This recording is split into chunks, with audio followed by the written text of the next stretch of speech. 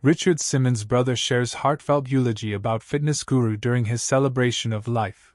Read it in full. Richard Simmons' brother is opening up about his life and legacy, almost 3 months after his death. During the late fitness guru's celebration of life at St. Louis Cathedral in New Orleans on Saturday, October 5th, his brother Lenny Simmons spoke about Richard's life and background, as well as how his faith drove him to find his true calling in life.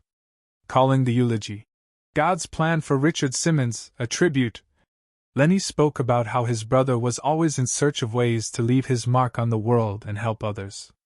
Richard died on July 13th, the day after his 76th birthday. A small funeral was held for him on July 19th, and he was buried at the Pierce Brothers Westwood Village Memorial Park and Mortuary in Los Angeles. 2 days before his death, Richard gave what would be his final interview to People, during which he was asked what it meant to be called a legend. He replied, "I don't hear it at all. I don't hear the word legend. I don't hear the word icon. I never lived a celebrity life. I never thought of myself as a celebrity." Here, read Lenny's tribute to his late brother in full. If you are a person of faith, you believe that God has a plan for all of us. Sometimes his plans take a while to happen. So, how long did it take for my brother, Richard Simmons, to find out what God had planned for him? Let me tell you a little story. Richard was born Milton Teagle Simmons on Thursday, July 12, 1948, at Truro Infirmary Hospital at 11:17 a.m. He was named after his uncle Milton, whose nickname was Dick, so my parents called him Dickie.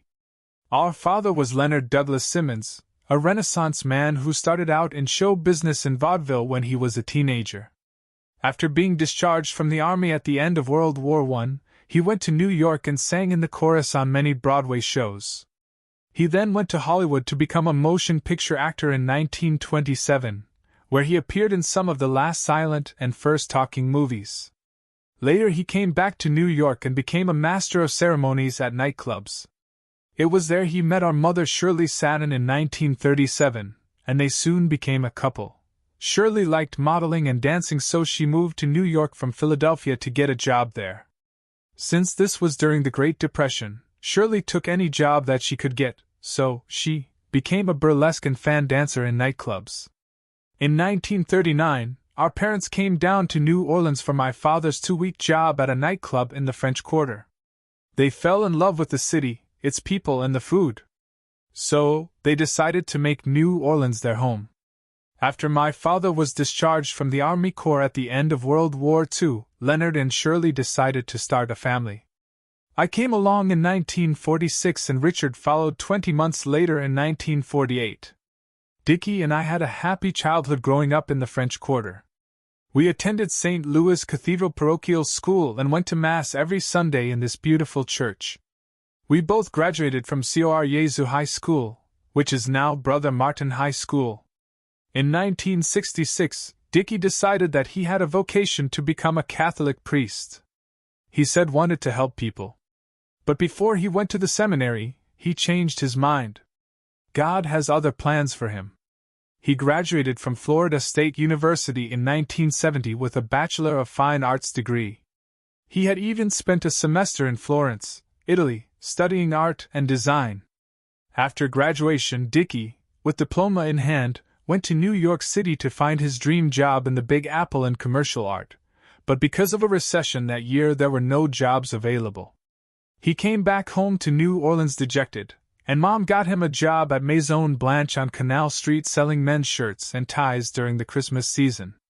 After the holidays, Shirley helped him get a position being a sales representative for Cody's Cosmetics, the same company that Mom was employed as a cosmetic consultant at Maison Blanche. Dickie decided he needed a more professional name, so he started calling himself Richard Simmons. He traveled around the country from one shopping mall to another for the company. They transferred him to Los Angeles in 1973. He called my parents to tell them that he was quitting his job because he was tired of traveling and wanted to stay in Los Angeles. Little did he know that he would travel almost 300 days a year within 2 years. We were all wondering what he would do next with his life. But God had other plans for him.